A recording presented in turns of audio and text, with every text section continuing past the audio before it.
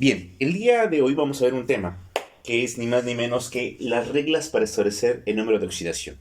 Como vimos en videos anteriores, veíamos que el número de oxidación es la cantidad de electrones que van a ceder o que van a obtener distintos elementos dentro de una sustancia o compuesto. Pues bueno, el día de hoy vamos a ver algunas de las reglas más importantes para establecer el número de oxidación.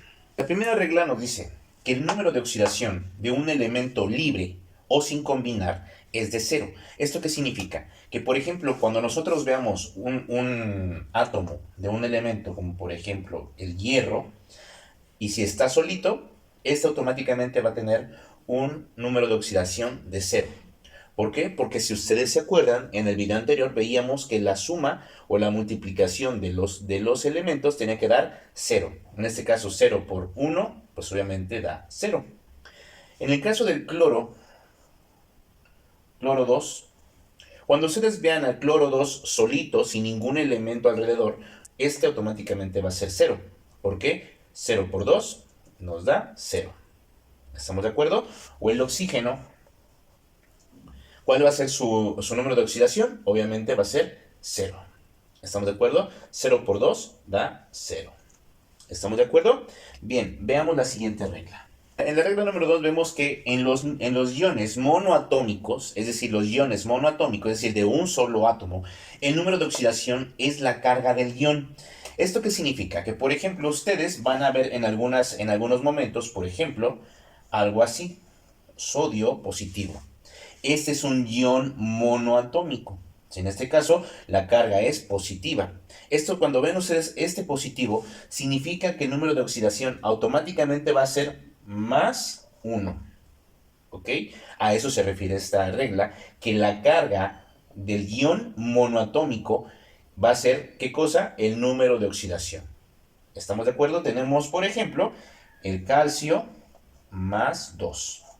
Cuando ustedes vean esta expresión, obviamente automáticamente, ¿cuál va a ser el número de oxidación del calcio? Pues obviamente más 2. Si ustedes ven este aluminio más 3, ese es un ion monoatómico, el ion aluminio, ¿cuál va a ser el número de oxidación? Obviamente más 3. ¿Estamos de acuerdo? Vamos a la siguiente regla. Ahora vamos a abordar lo que es el hidrógeno. En ese caso, el hidrógeno va a tener dos excepciones. La primera, cuando el hidrógeno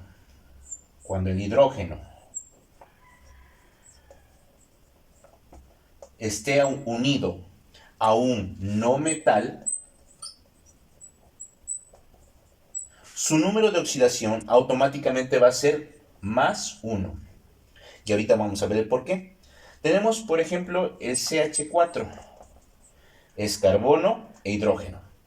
¿Sí? Si vemos en este caso, el hidrógeno está unido a un no metal, que es el carbono. Entonces automáticamente tiene una carga de más 1. Recuerden que siempre tenemos que multiplicar 4 por 1 más 4. Por lo tanto, ¿cuál va a ser el número de oxidación del carbono? Pues obviamente menos 4. 4 por 1 menos 4. Y la suma, la suma de los números la suma de los números de oxidación tiene que ser igual a 0. En este caso, la suma de los números de oxidación tiene que ser 0. Menos 4 más 4 igual a 0. ¿Estamos de acuerdo? Bien. Luego vemos lo siguiente. Cuando el hidrógeno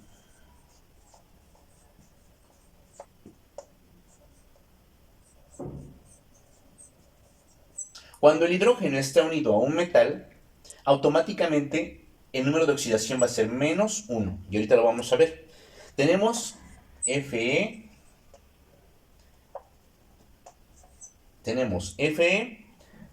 FeH3. Si vemos, el hidrógeno está unido ¿a quién? A un metal. Entonces el hidrógeno automáticamente tiene un número de oxidación de menos 1. ¿Sí? Menos 1 por 3, menos 3. Por lo tanto, el hierro va a tener un número de oxidación de más 3. 3 por 1, más 3. Recordemos que la diferencia o la suma de los números de oxidación tiene que ser 0. Más 3 menos 3 igual a 0. ¿Estamos de acuerdo?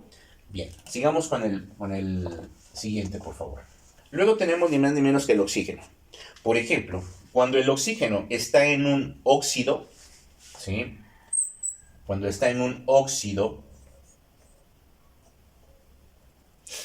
automáticamente su número de oxidación va a ser -2. Por ejemplo, tenemos el Na2O. Si nos damos cuenta aquí, automáticamente tiene un número de oxidación de -2. -2 por 1, -2. ¿Cuál va a ser el número de oxidación de sodio? Pues obviamente +1. ¿Por qué?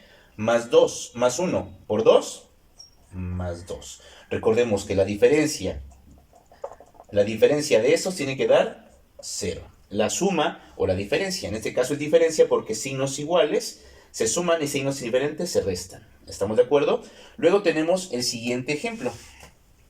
¿Cuál va a ser automáticamente cuando ustedes vean la unión del oxígeno más otro elemento que es un óxido? Automáticamente va a tener un número de oxidación de -2. -2 por 1, -2. ¿Cuál va a ser el número de oxidación del calcio? Pues obviamente +2. +2 por 1, +2. +2 menos 2, recuerden que signos diferentes se restan. ¿Estamos de acuerdo? Luego recuerden que a partir del oxígeno se pueden generar ni más ni menos que los peróxidos. ¿Y cuál es una de las características de los peróxidos, maestro Garibay, chulo hermoso, color caguama? Pues que estos van a tener siempre un O y un 2. Es decir, van a existir dos moléculas de ¿qué? O dos átomos de ¿qué? De oxígeno. Y estos automáticamente van a tener un número de oxidación de -1. ¿Ok? Por ejemplo, tenemos el Na2O2. Recuerden, aquí está la molécula que les decíamos. El ion peróxido es el peróxido de sodio. ¿Cuál va a ser el número de oxidación del O2? Automáticamente -1. -1 por 2, -2. Aquí obviamente, ¿cuál va a ser el número de oxidación del sodio? +1. +1 por 2, +2. La suma de estos dígitos, de estos números de oxidación, va a ser 0. Del peróxido de bario. Repetimos, ¿cuál es el número de oxidación del oxígeno? -1. -1 por 2, damos -2.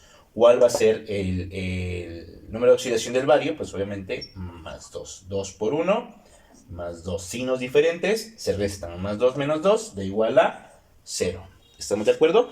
Espero que les haya gustado el video. Si tienen alguna duda o pregunta, háganmela llegar y a la brevedad la contestaré. Les mando un saludo. Excelente día.